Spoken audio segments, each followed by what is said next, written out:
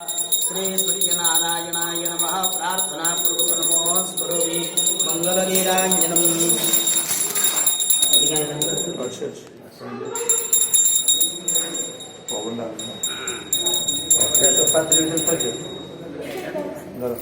ओम इदं हविः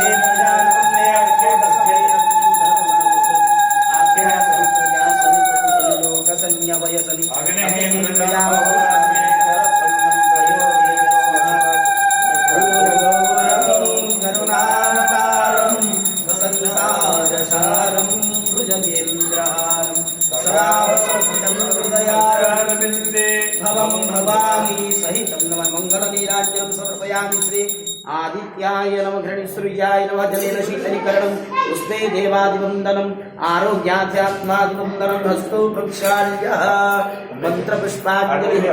आरतिन्य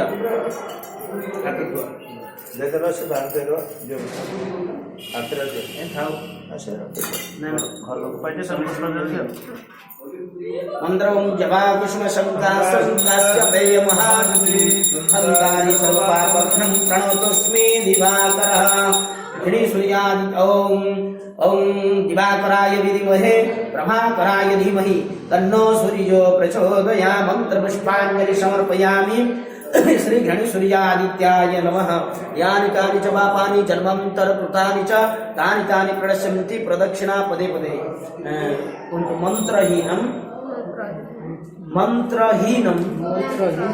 क्रियाहीनं भक्तिहीनं सुरेश्वर यत् पूजितं मया देव परिपूर्णं तदस्तु।